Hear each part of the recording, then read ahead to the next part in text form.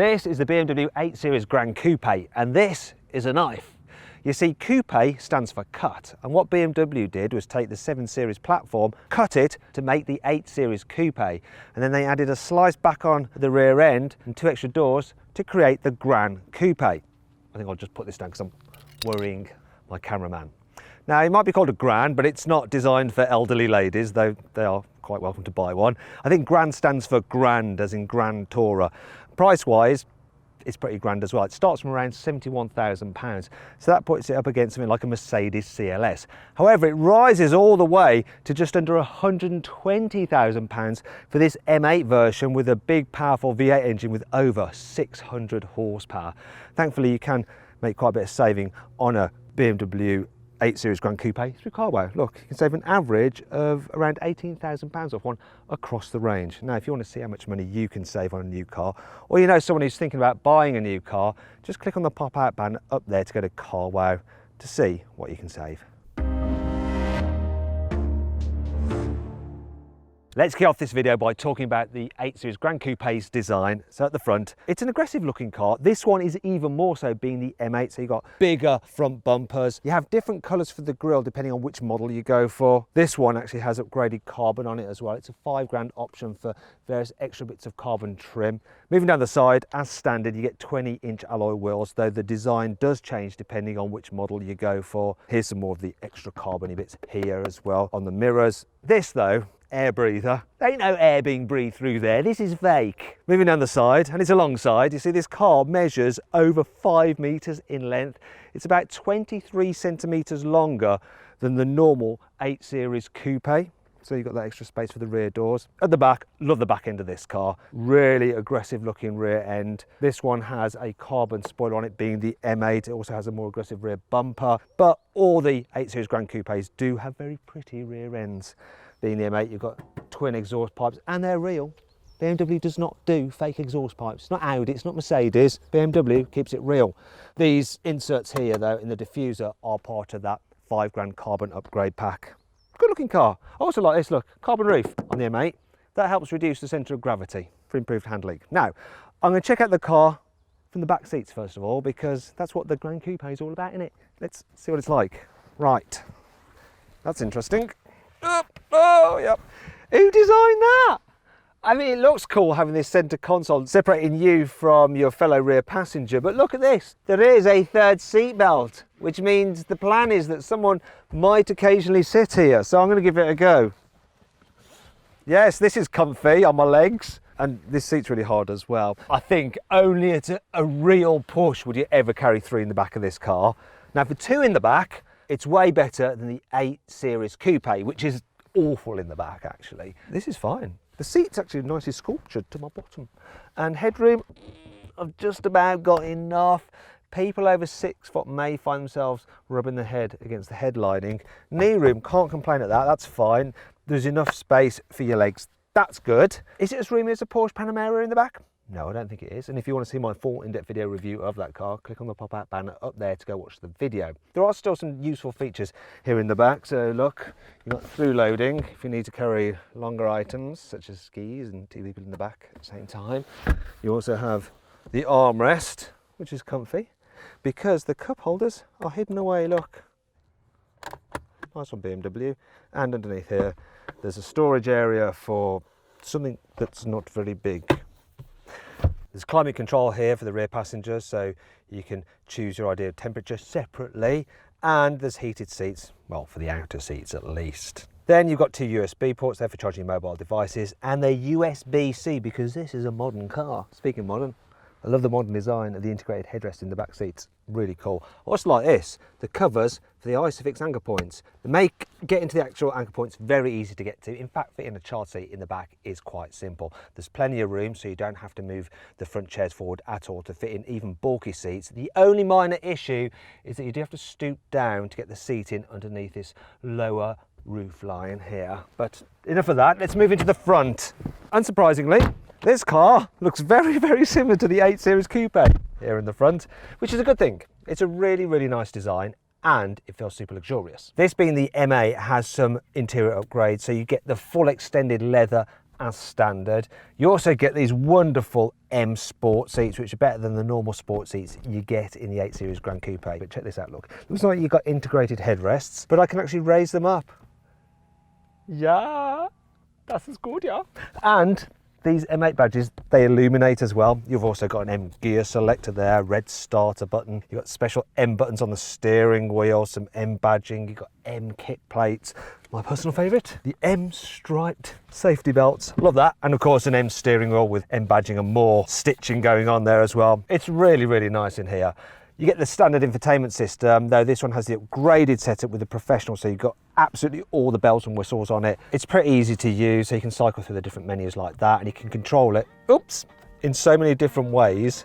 So I can turn down the volume using gesture controls, I can press at the screen, I can twiddle this dial here, and of course you've got voice activation by going, "Hey BMW." Hello, please try once again.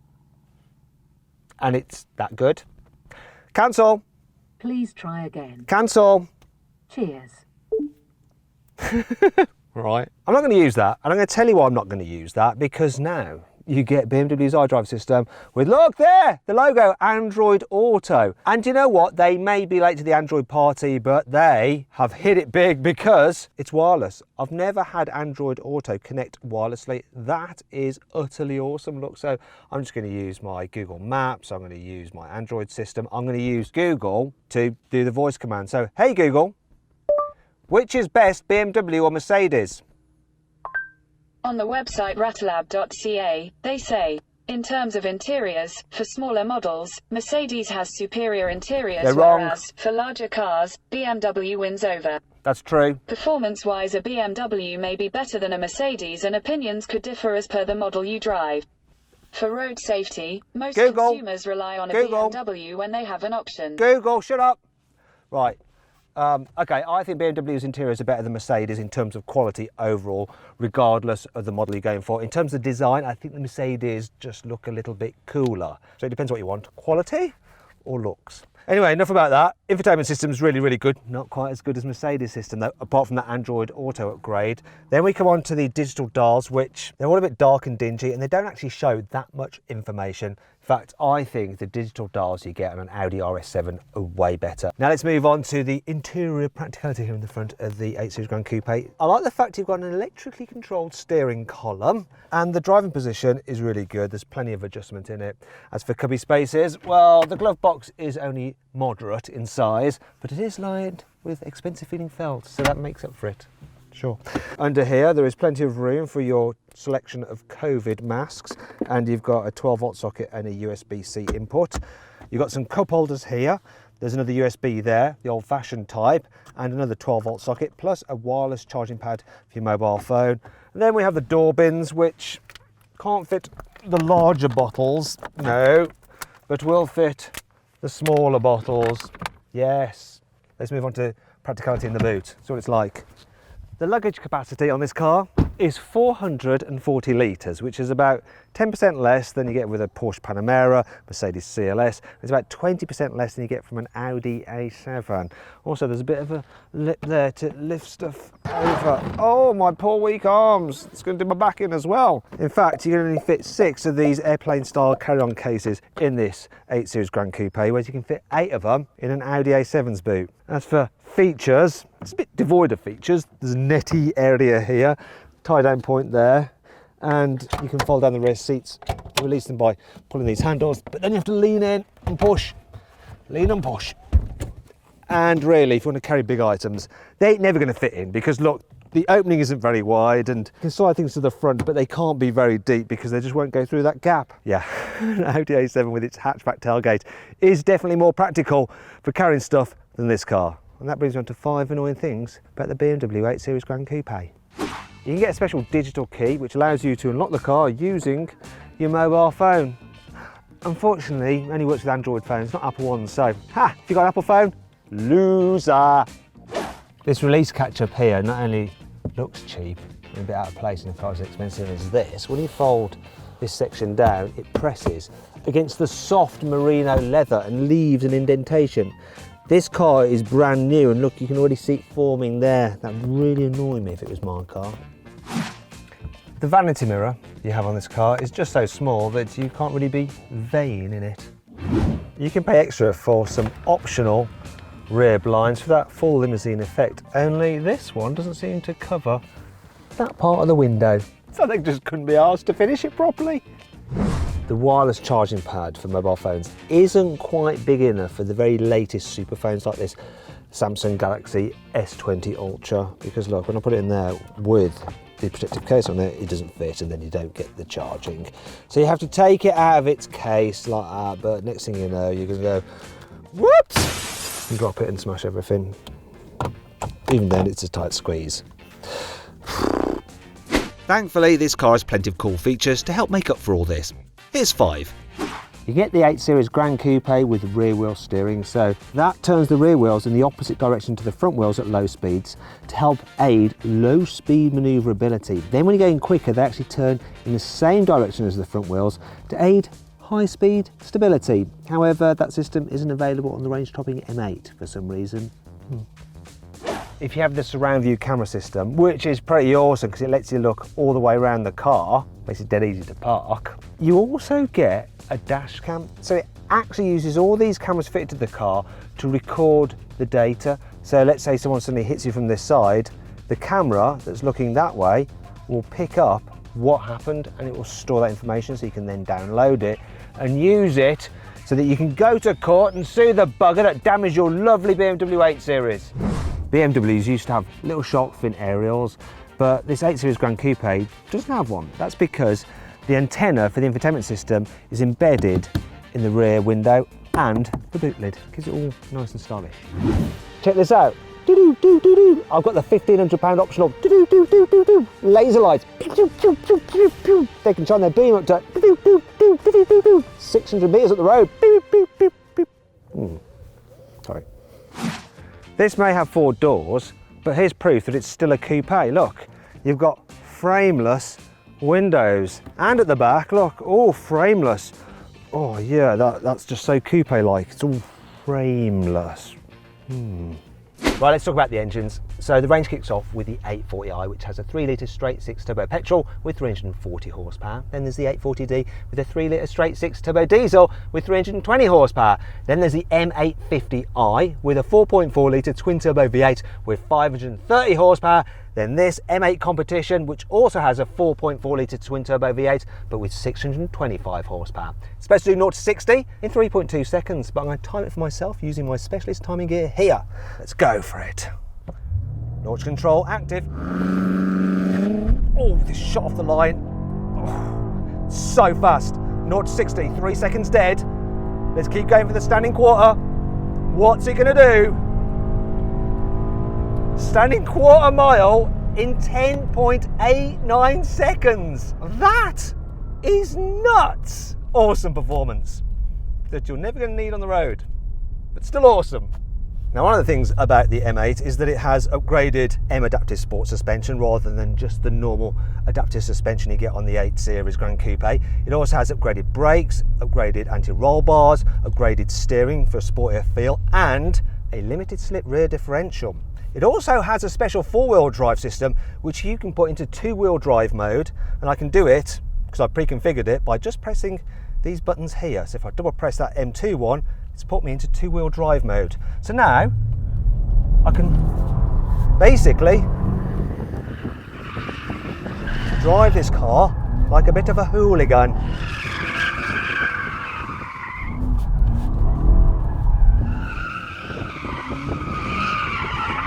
Oh yes, it's always good fun. It's what BMWs are for, big smoky ones. What a laugh that is! All that dicking around is fine when you're on an open runway, but what about the realities of driving a car like this? Heading into town now, and one thing you are aware of is that this is the widest car that BMW currently makes. It's wider than an X7, an X5, any of the SUVs. It does make you kind of grimace sometimes when you go through little gaps in traffic. Also, the all-round visibility isn't great. So the out the back window, crap, really. And you can't really tell where the front wheels are, so you're constantly like going around corners like just hoping not to gouge your alloys. Then when it comes to parking, so look, I've got a parking space there. Oh, I thought that BMW driver was going to go. Are they no, okay, no. So I'm going to go round them, but here comes a bus, so it's, he's going. Can I fit in his gap? So, Ford Kuga, not really the biggest car in the world, but not the smallest either. Fortunately, I've got all the sensors and systems, and I could use the auto park feature if I so desired, but I'm going to try and do it myself. Hello. So we've got a fan here. Hello. I won't touch you. I like what you do though. You won't touch me? I should think so. I should think not. Which car are you in? Oh, okay. I'm trying to film some parking. I don't know if this is going to work. Okay. I'm causing chaos. Now I'm going to try and fit into a Fiat Abarth space. Not the Ford Kuga. This is the guy who's the fan. Cheers. Thank you very much. Right. Oh, can't reverse now because I'll reverse over a Labrador. There's plenty of space now though. They kind of like ruined the whole test because everyone's now going. I think I'm just going to try and slot in using the surround view cameras here. The Kuga is backing off, obviously fearful. These guidelines are absolutely blooming brilliant. They really do let you just position the car exactly where you want it. And BMW's camera system, it's going to pop up now to show me exactly from above how close I am to the Kuga. And I smashed that! I smashed that! It's easier to park than you imagine because of all the brilliant systems you've got on the car. Now I can see the Kuga just trying to get past me there. It looks like he's having a bit of trouble. Yeah, annoying person from carwow causing chaos. Let's get out of here. It is doable, but you have to find a space big enough and you might end up holding up other traffic while you're busy trying to look for a space. Oh, this is where it gets sketchy.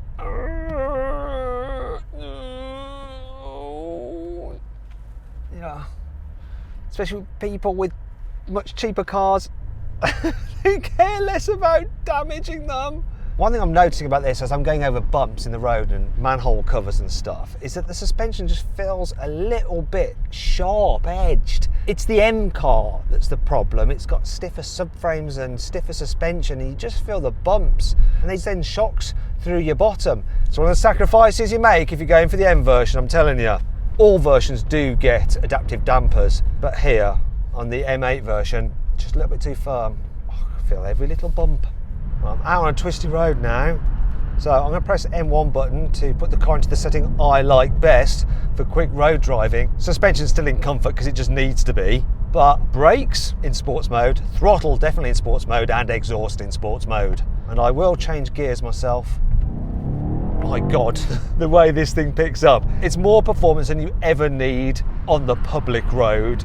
The gearbox is good, changes pretty quickly. Despite not being a dual clutch, it's a torque converter auto, but it's a good torque converter auto.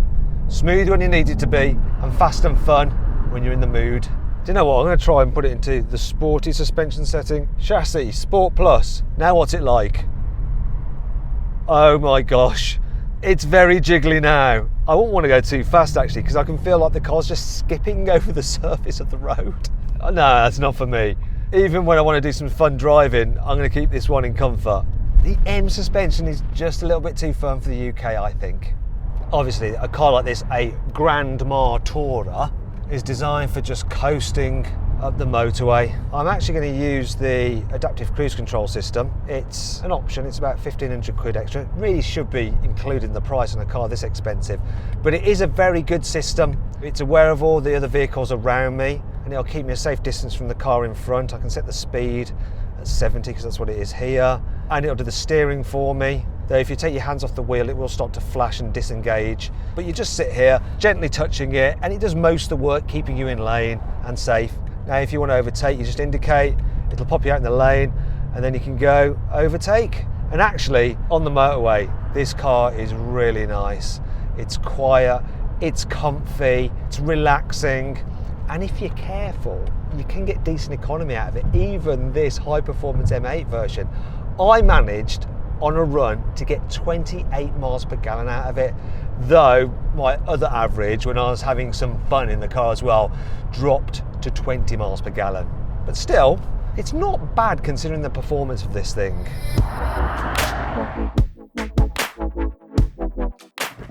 So then, what's my final verdict on the BMW 8 Series Gran Coupe? Should you avoid it? Should you consider it? Should you shortlist it? Or should you just go right ahead and buy it? Well, in the case of the M8, I'd say avoid it. Simple reason, the M850i actually suits this type of car better, and it's pretty much as fast, it's more comfortable to travel in, plus it's usefully less expensive. And then I'd say, with the M850i, shortlist it. It's a really nice all-round Grand Tourer.